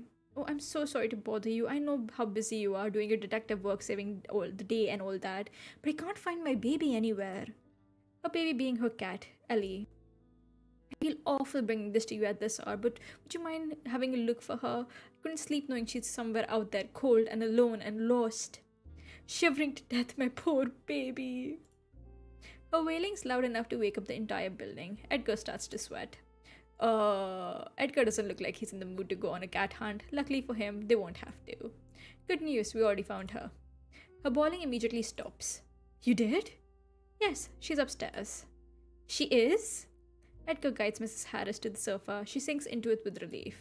Oh, how lucky I am to have the city's finest detectives as my neighbors. It's not that hard to find someone who's hiding inside your own home. Cersei retrieves Ellie from upstairs, hesitantly returning her to her owner. Edgar watches the exchange with amusement. He's been nagging for ages that she should just stroll down to the shelter and pick up a cat of her own. Sadly, I lack the confidence to keep something living alive. Oh, thank you, thank you, thank you. Mrs. Harris hugs the cat to her chest. Ellie lets out a not so pleased meow. You've saved my baby again. How can I ever repay you two? It's nothing. We're glad to help you anytime free of charge. Can you really say that when you're like this close to being out on the streets? Nonsense. I'll bake you biscuits and bring them over tomorrow. Knowing she wouldn't even be able to eat them and no good could come from having Mrs. Harris lurking around unless unnecessary, Cersei tries to tell her. There's really no need. We'd love that. Thank you so much. Seriously? Edgar looks offended. I'm always serious about dessert. Very good, Mr. Thorne. It is very important for growing boys to eat plenty. Cat is probably thinking, I wanted to escape, you snitch. Can't trust nobody in this world. Good joke. The only thing Edgar's growing is a pitiful beard. Edgar rubs his jaw. And for that, you need plenty of calories. Sure, sure. Cersei gently guides Mrs. Harris up out of her chair and guides her to the door. Whole way there, Miss Harris rambles about what she's going to bake tomorrow. Cersei almost has to shove her out of the door. When it's finally shut behind her, Cersei turns to glare at Edgar. What? It would be foolish of me to turn away free food. Anyway, with Miss Harris gone, there's only one thing left to do. Drinks. Drinks. Okay, this demo is actually longer than I thought it would be. She ain't wrong. I mean, Cersei, I respect you, kind of. But who says no to free food? Even if you are undead, your partner is very much alive. All supernaturals and even a few humans who are in the know come here. As long as you keep your fangs, claws, wands, whatever you've got to yourself, you're welcome to pop in for a drink. Entering the pub, Cersei's eyes immediately hone in on one guest in particular. Oh, look, it's her little friend, Raoul, a local cop with muscles that aren't just for show. He's seated near the bar, nursing a beer in one hand. I thought this would be some game about bartending to supernatural. That's actually, I think, would be a very interesting game, actually. I would play that. Don't call him that. The way you phrase it makes it sound indecent. But he is your friend. Last I checked, your only friend. I have other friends. There's Richard, back in my hometown, though I haven't spoken to that prat in some time, or even thought about him in a while. There's you. We're friends, aren't we? Oh, he's blushing. Oh, of course. Embarrassed by how much his words mean to her, Cersei was quick to change the subject. Thankfully, Edgar doesn't seem to mind, looking more than a little flustered himself. By the way, Raoul's like gay, right? What makes you say that? He's never responded to any of my flirting. Perhaps he's just not that into you. No, he's definitely gay. She only flirts with Raoul to mess with Edgar, but it surprises her Edgar hasn't noticed his friend's not into women. Or maybe, girl, he's just not into you. Is he really so oblivious, or is Raoul just that private? Oh, come on, they definitely suit each other, these two. Yeah, I think whenever the full game is out, I might go for his route first. I mean, Abrax is cute and tall and hot and silver-haired. Not that the last thing matters. But he's cute too. Maybe it's easier for her to tell because she also enjoys the company of her own sex. Wait, you've been flirting with him? That's what he's mulling over? They walk up to Raoul. Edgar greets him first. Evening, Raoul. Did you get off work early tonight? Edgar and Raoul have an interesting friendship, if you can call it that. They meet up every few weeks, but it's never a planned thing. They'll just sit next to each other and chat over a few drinks, bonding over being humans in a world of supernaturals or whatever. Oh, hello, Edgar. Unfortunately, I'm technically still on the clock. Good to see you as well, Cersei. Have you been well? Oh, wait. I don't know if you guys can see him. Can you see him? Or can you only just see a smile? Oh, you can only see a smile. Okay, wait. Let me just give you a quick glimpse. Okay. Yeah, this is what he looks like. Yeah.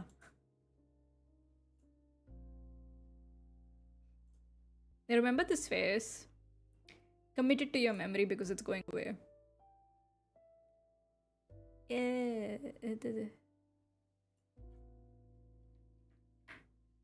Okay. Raoul nods to Cersei, acknowledging her too. He's smiling, but she can't tell if it's out of politeness or he's genuinely happy to see them. Sure. But what about you? Are you here on official business? Anything we should look out for? Well, she takes a look around. Where's your pup, by the way? Right to see you without him. Barely a moment after he's mentioned, Cersei watches Dante, Raoul's police partner, step inside the bar. I think this one you can see, right? Because it's on the other side. Yeah, you can. Speak of the devil, or werewolf, I guess, if you're being technical. Dante looks a little out of sorts, hair sticking up even more than usual. He notices them immediately but doesn't even spare them as a grunt of acknowledgement. Rubbing his arms, he instead stops at the other side of the bar to order a beer. I've always thought of him as a loose cannon waiting to burst, but he looks especially on edge tonight. Okay, now the guys are getting hotter. I mean, I think that's the whole point of romance light novels. They get hotter by the second. Something's rattled him. Then again, Dante's never behaved the way you would expect an officer to. Perhaps that's why I might mind him less. Is he avoiding us? I think he can hear you. Yes, that was the point. She raises her voice. Perfect timing, Dante. We were just talking about you. What? No, we weren't. You do realize that when you say it like that, you only sound more suspicious. Saucy. Raoul rests his chin on his palm, watching the scene with a little too much amusement for her liking. What? Supernaturals and no literal fire guy? Fire guy? What are you talking about? Are you talking about like mages? That's all I can think of when you say fire guy. For some reason, Dante seriously freaks Edgar out. Now, this shouldn't be so surprising because Edgar's been easily scared as long as Cersei's known him. However, he's especially intimidated by Dante. Random race of fire people. I see.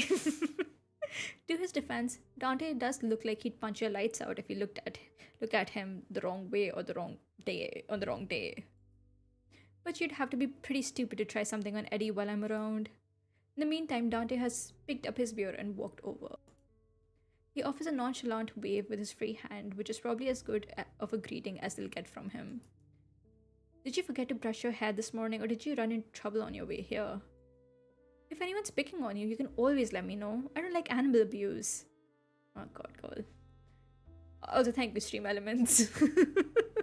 It's so nice to see you working so hard after a year of not doing anything at all. How was your leave? Just ran into Abraxas. Seen him recently? So he's the bad boy. I bet he's the sensitive one. He's not a love interest though.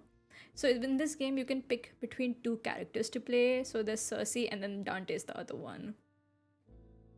So you don't get to romance him, but you get to play as him and romance others.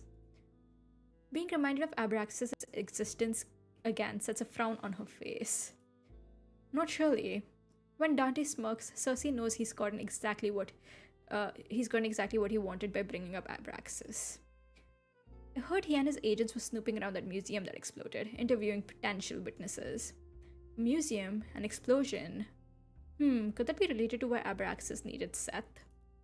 Guess they'll be wandering all around the city till that's sorted, keeping an eye on things. Ugh. If you haven't run into him yet, I'm sure you will. A lot. His smugness shifts to curiosity. Heard anything about that though? Not sure what you're asking me for. I haven't got a clue what they're up to, and speaking from experience, it's best if it stays that way. Actually, why do you even care? Aren't the SSF and the police supposed to stay out of each other's business as much as they can? Unless it's related to whatever the two of you are working on. Raul wouldn't tell us anything, but maybe you will. You didn't give me the chance to say anything. As if you would have told me the truth if I did. Dang, I want to romance him. But Sue, think about this. You can be him, right? And then you can romance other characters. So it's like a 2-for-1 deal. Kind of, maybe. If you stretch hard enough, you can make the connection. As if you would have told me the truth if I did. She could have forced him to. If she really wanted to, she could use compulsion on either of them right now, and there wouldn't be much they could do about it. Dante's trickier because he's about as stubborn as one gets, but Raul's only human. She wouldn't though, not because she's squeamish about compelling either of them. She's just not curious enough. Still, if Dante will tell her anything, she'll take it. Well, since you asked so nicely, no. You suck. I don't, that's your job. Boo! Edgar, itching to get away from Dante, interrupts. Okay, well, you two look busy, and we're in desperate need of a drink. We'll leave you to it. But come on, Cersei, you've bothered them enough for tonight. How dare you? I'm perfectly lovely and pleasant to be around. Raoul waves to Edgar. Good to see you, Edgar. Yeah, cheers. Edgar takes her arm and she begrudgingly lets him pull her to another corner of the bar. They nab their usual seats close to the bartender. When they drink a lot, so it's good to have easy access. In order to maintain some level of dignity, we've agreed to never discuss exactly how much of our income goes to the Golden Cat. The bartender is swift. In a minute, they have their usuals in front of them, some cocktail for Edgar, and a totally not conspicuous glass of red wine for Cersei. So when are we going to address the elephant in the room? Edgar sips his cocktail, raising a single brow at Cersei's question. I'm talking about your addiction to sugar. Should should be criminal to even call that a drink. It's about 1% alcohol and 109% sugar. Hey, hey, listen to me. Okay, listen to me. There's nothing wrong with cocktails. They are like the best thing ever. And who even wants to drink alcohol for the taste? It tastes horrible. It burns your mouth, it burns your throat. But a cocktail? Now, a cocktail is a nice mix of juices and sodas or whatever else is there, and you can't taste the alcohol. And that is the whole point. And that way you can have fun instead of be gagging all the time. Yes, I have strong feelings about this. There's a supernatural elephant. Not quite sure how those numbers add up. Besides, what rights do you have to judge anyone's choice of drink when you order the same thing every night? Why why waste money on alcohol when it spoils the taste of what I really want? I thought alcohol enhanced the taste of blood. Actually, I can't believe I've never asked you that before. She knows exactly why he hasn't asked. With each year that passes, Edgar grows more determined to avoid acknowledging what she really is. Depends on the vamp, but nothing will ever beat drinking it fresh from the tap. And have you started doing that again? She doesn't miss the regret in his eyes before he averts them. Still, she can't help the irritation she feels at what he's insinuating. Cocktails usually have more alcohol content. See? So, see, now, hear me out. This way, you don't have to drink a lot, like 2 cocktails, and you can be out. Since they have more alcohol and they still taste good, right? I will die on this hill if I have to. Not since I ended things with Lazarus, you know that. Right.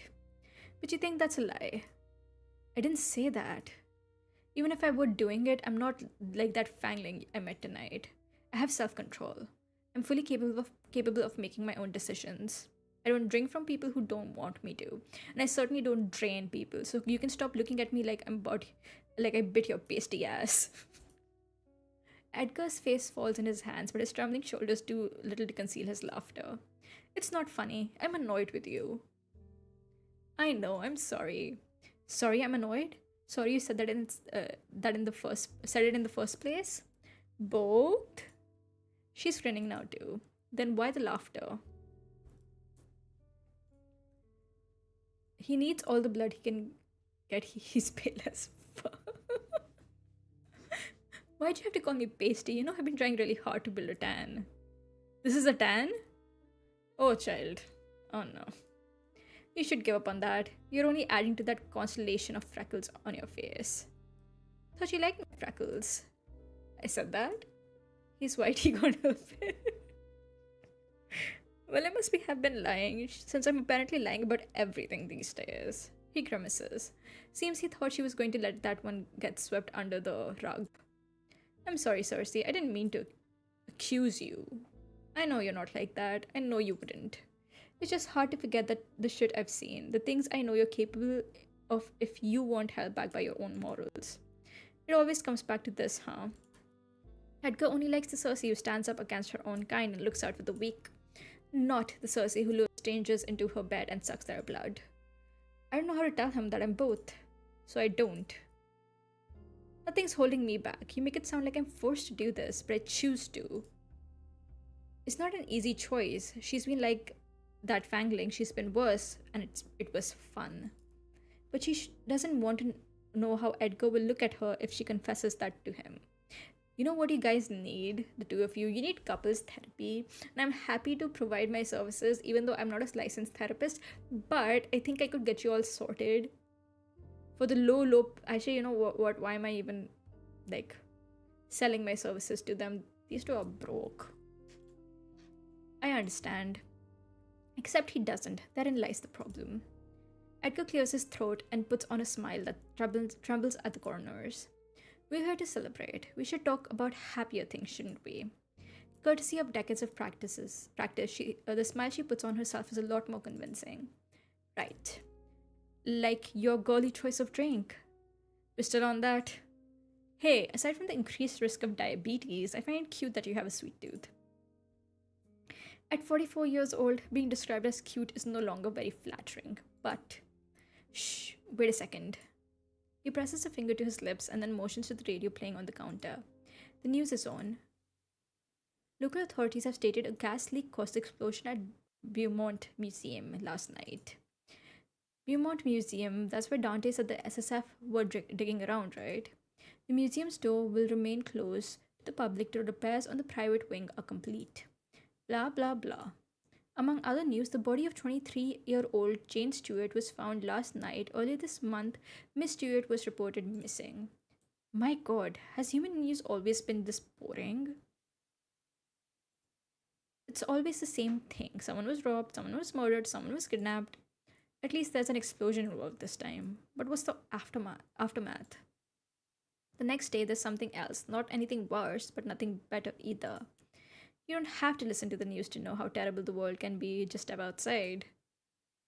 Ever been? I wonder if diabetics have sweet blood. That's the kind of question a vampire would ask. Are you a vampire, Z-Man? Edgar and Cersei look up at the bartender. What? The Beaumont Museum? It's owned by one of the greatest wizards of our time. I cannot pronounce it. Renaud? Renaud? We're gonna go with it.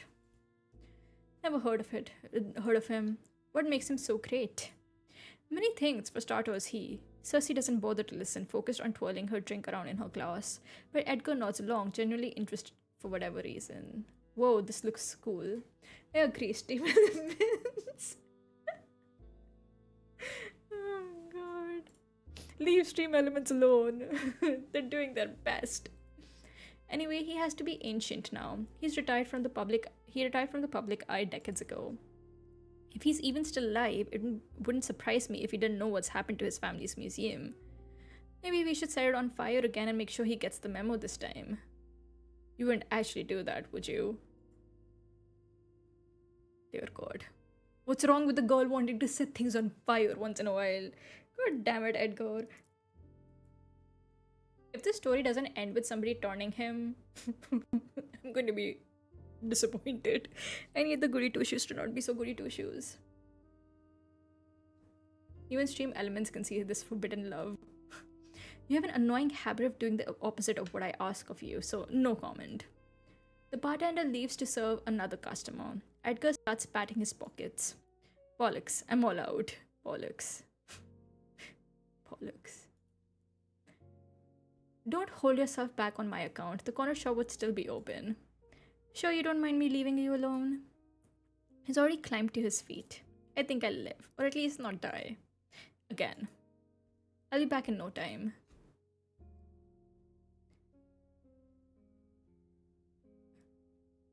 It is getting quite steamy. And he's gone. Sugar, coffee, cigs. Humans sure have a lot of stupid vices. She stares down at her drink. Not that mine are any better. She slips slowly, letting her eyes roam the room. She's not sure where the compulsion comes from. It's not as if she'll discover anything new. It's always the same old faces.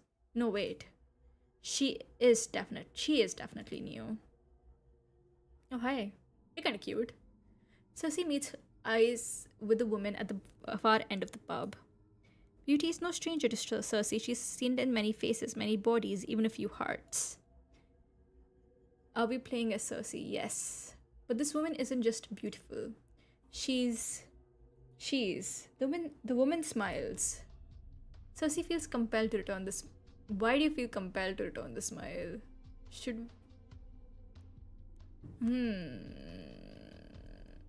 Okay, let's smile back for now. Cersei returns the smile but looks back down at her drink just as quickly. Flex those fangs. Not looking to hook up with anyone tonight. Although that's a bit presumptuous offer. Maybe the woman was just being nice. Not really looking for nice either. I don't like the background music. Is she a villain? I mean, every story needs a villain, so... Wait. Cersei's head snaps up, but the woman is already gone, nowhere to be seen. Only in her absence does Cersei realize that she couldn't detect what the woman was. Whoever or whatever that woman was, she means trouble. Want her for...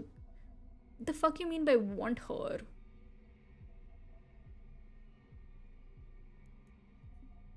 I want to speak to her.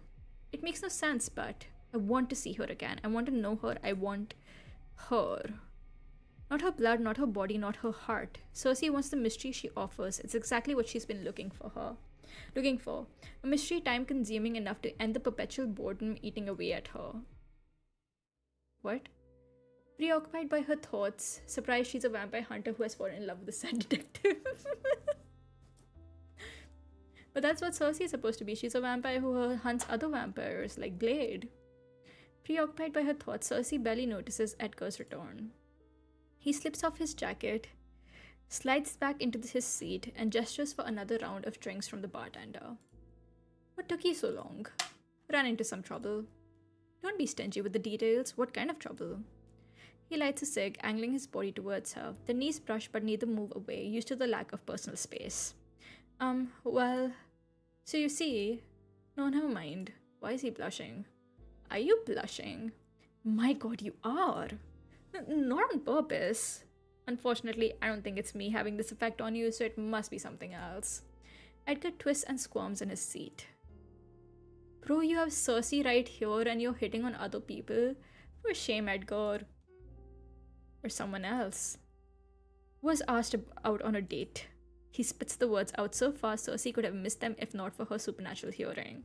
You're messing with me. I wish I was. This is stressing me out.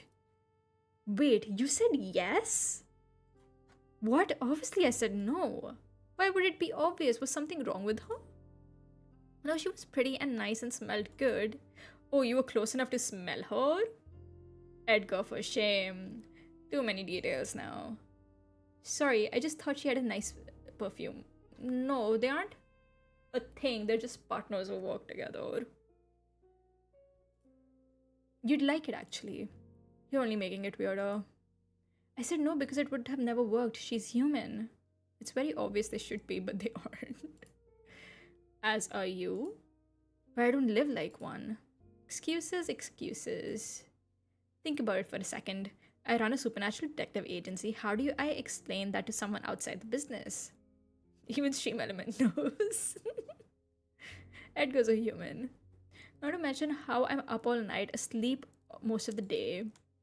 No sane normal person would want to be with someone like, hey, what the fuck? Hey, excuse you? Rude ass bitch. I'm up all night and asleep most of the day. Why am I being called out in a game? This is so rude to anybody who works in night shift. You know what, Edgar? I'm crossing you out of my list. I'm no longer going to do your rude. Oh, come on. So what if she doesn't fit into your normal schedule? You make time when you're in love. Love? God, I definitely don't have time for that. Not when there's clients to be managed and bills to be paid and... It's okay, who wants to say normal people anyway? Apparently no one, according to Edgar. I mean, apparently everybody wants sane normal people who were up during the day and asleep during the night. Screw you, Edgar. Love, God, I definitely clients to be managed and bills to be paid. You don't have to work all the time, Eddie. You could take one night off. You could take off one night of drinking to get laid. Shh. What if someone hears you? Oh, come on, you're a grown man. You can't possibly still be embarrassed by the word. I'm not, but we're in public. Jesus Christ, I'm not gonna say that. I don't want to get banned. Okay. Okay, girl. Cersei's cackling like a mad woman while Edgar hisses under his breath. Cersei, I am begging you to stop. Edgar looks about, ready to explode from embarrassment, anxiously glancing around to make sure no one's heard her. Cersei doesn't have the heart to remind him that they're at a bar for supernaturals almost everyone's guaranteed to have overheard. Anyway, wouldn't it be nice to be with someone even if it's only for a night? No. Too late. You said the wrong words. You are going like right at the end of Roots. I want to finish now. Edgar laughed, shaking his head more to himself than in response to her words. Somehow I prefer to be here. Or, with me, I wouldn't necessarily consider your presence to be an advantage. But yes, I prefer to be here with you. You don't get to look hot right now. Not after you have insulted me and my people, I guess. whoever they are. So never forgiving that transgression. Nope, never. I'm gonna note that down on my in the server in that one channel of stream things I need to do. I'm gonna note it down. Do not forgive Edgar. Cersei brings her glass to her lips, hiding her smile behind it. It's a good thing he said no. It's a shame he said no. Don't make me explain my reasons. I won't. Take back this full Nazi. It's selfish, but Cersei's pleased he rejected the stranger. I'd be jealous if he suddenly had less time for us. Their relationship isn't romantic, so it's not like he'd be cheating on her. But she likes the routine. It's the only stable routine she's ever had, and she doesn't want that to change. Besides, he's got a point. It's not like he could still work with her and lead a normal life. That's just not how it works. Of course, there are some people like Raoul and Dante's superior Orion who have human families and try to live as normally as possible. But Orion's an anomaly, and with time, vampires like him learn the hard way that rejecting your nature never works in the long run. Edgar's different. He could pack his bag, move cities, and go back to living a normal life whenever he wants. As long as he remains here, though, he'll never be able to pull the wool back over his eyes. Edgar taps his cig in its nearest ashtray. Enough about that. Don't miss anything around here. Nope. For some reason, it doesn't feel right to mention the mysterious woman. Maybe because she knows how Edgar worries and she doesn't want him to start. The bartender slides their new drinks towards them. They clink glasses. To 20 years of this hellish profession. And to 20 more. Okay, I'm gonna have to stop here because it's gonna be 7 in a few minutes. I'm surprised that people haven't woken up yet. Or they have and I just can't hear them. Because I was too busy screaming at Edgar for being a rude ass bitch. Like, how dare he? Hold on. Right. Okay, yeah, that was fun. The story is interesting. The characters are interesting. Edgar's on the bottom of the list, but interesting.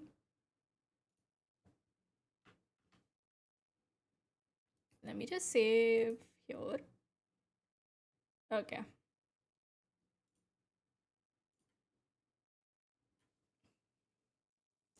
Good morning. Thank you. I'm going to go to sleep in a while, but thank you. Keep up the smoking and alcohol and you won't live as long as a vampire. I don't think he wants to live long. Oh boy. But yeah, I think like at age 42, was it 42 or 43 that he said? Yeah, I think it's kind of late for him to start off, like start all over again, but whatever you say, Cersei. We'll just believe you. But yeah, after that one comment, Abraxas is definitely back on top. Who else is there? Actually, I have no idea who the leads, the romantic leads are in this game. Stream Elements is a good time to pop up before comedic timing. Hold on, let me see. Let me open the Steam page. Hello, Steam Senpai. Okay, no, why did I call you Senpai? I don't know what's wrong with me. Pretend I didn't say that.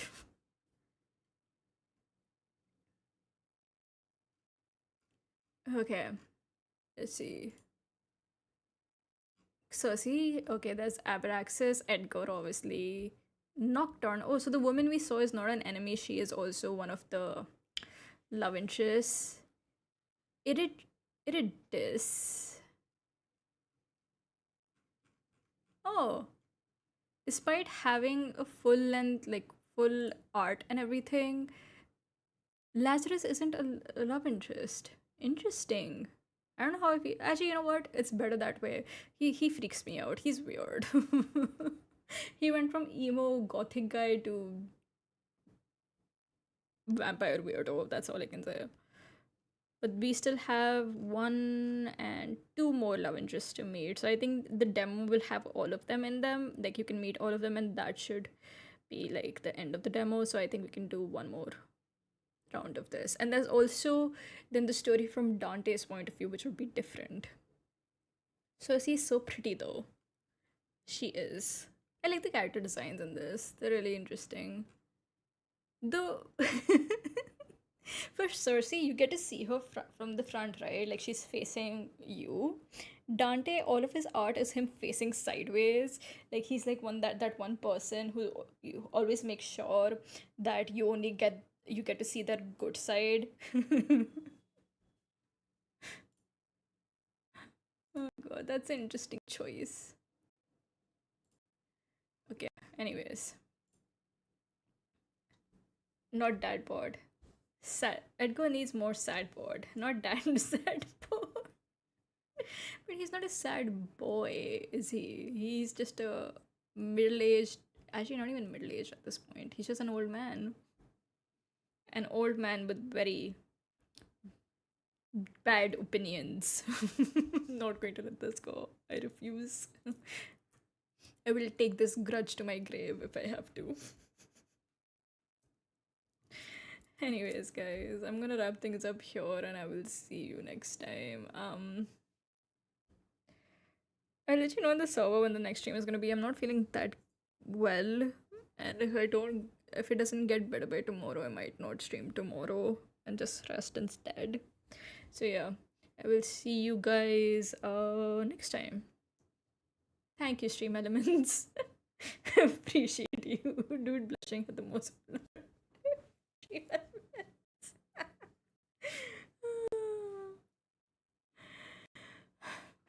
Get well soon. Thank you, thank you, thank you. Anyways, I will see you guys next time. Bye bye.